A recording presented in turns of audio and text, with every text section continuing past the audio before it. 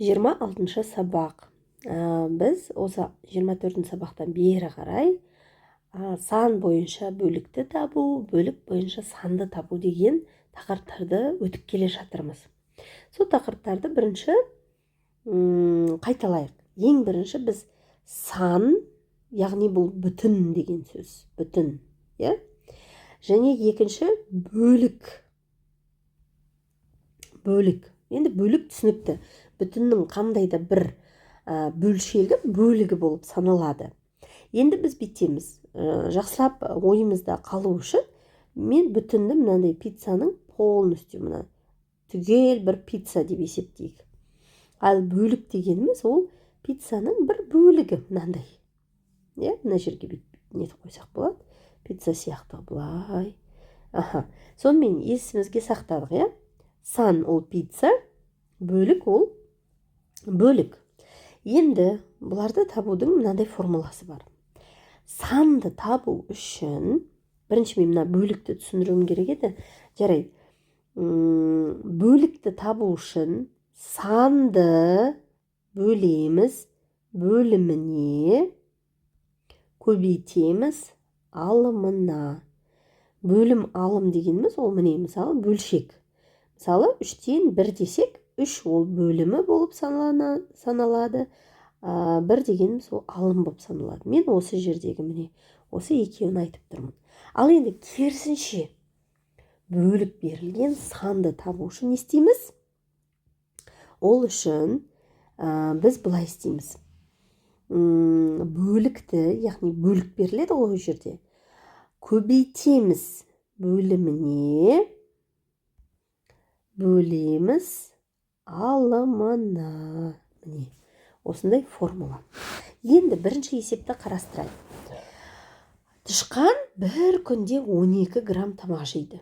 Егер бір күнде жеген тамағы салмағының 3-тен 1-ін құраса, тышқанның салмағы нешеге тең дейді? Енді бізге білетін нәрсе, ең бірінші анықтап алатын нәрсе. Мына 12 грамм дегеніміз ол бөлік па, сан ба? Бір күнде 12 грамм тамақ жейді, және осы 12 граммы 3-тен 1 бөлігі дейді. Демек, бұл пиццаның бір тал бөлігі болып саналады. Бөлігі белгілі болса, біз осы арқылы бүтін санды табатын боламыз. Мына неде сызба арқылы жақсы бейнеленген. Қараңыздаршы, мынау 3-тен 1 бөлігі. Бұл не деген сөз? Толық кестені, мысалы, 3-ке бөлген, оның бір бөлігі 12 грамм болып тұр. Демек, біз барлығы мына жерде табуымыз керек. Мына формуланы қолданамыз. Сонымен не істейміз? 12-ні көбейтеміз, бөлеміз. Мына жерде санды табу керек қой.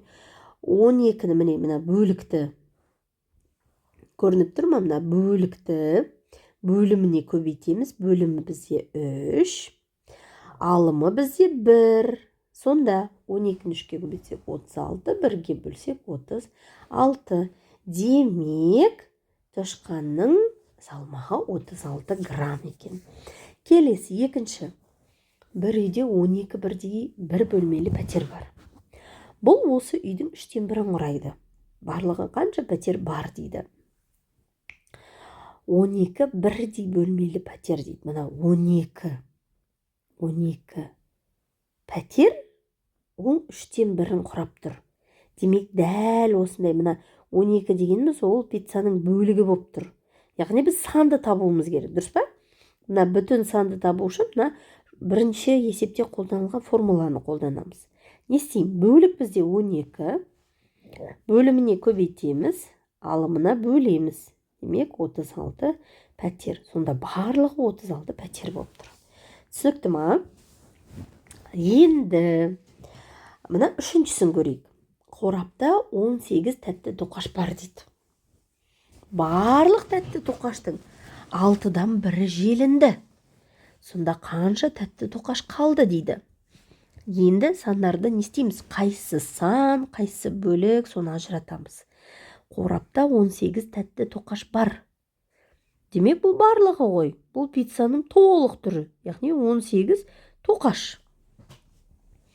барлық тәтті тоқаштың 6-дан 1 бөлігі желінді, яғни мына 6-дан 1 бөлігі желінді, бірақ ол бізге белгісіз қанша тоқаш екенін.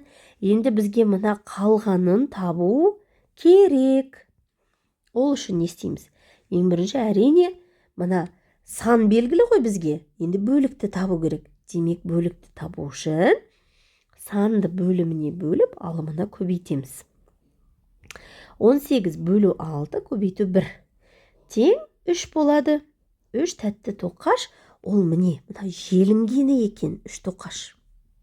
Ал енді мына қалғанын табу үшін 18-ден 3-ті азайта салсақ жеткілікті. Сонда 15 тоқаш қалды.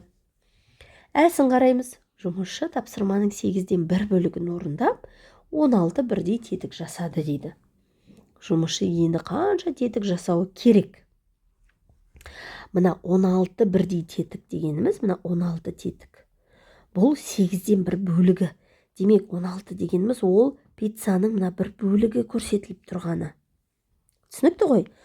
Міне, бұлай. Ал енді мына барлық пиццаның белгісіз болып тұр бізге. Ол үшін не істейміз? Яғни санды табу деген сөз. Бірінші формуланы қолданамыз.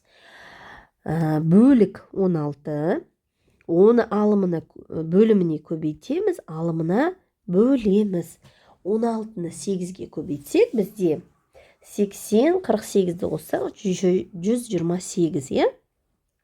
128 тетік. Сонда ол барлығы екен, 128 тетік барлығы. Енді бізде нені сұрап тұр? Бізде битіп тұр. Мына енді қалған, тағы да қанша ол жасауы керек деп тұр. Демек барлығынан 128-ден жасап тастаған 16-сын азайтамыз. Сонда 2, 1, 1, 112 тетік жасауы керек. Түсінікті болды ма? Ал енді осы біліміңді пайдаланып, мына 4-ші есепті шығарып көр. Егер түсініксіз болып жатса, осы видеоны тағы бір рет ерінбей қайталап көр. Ал сәттілік тіледім. Сау бола ғой.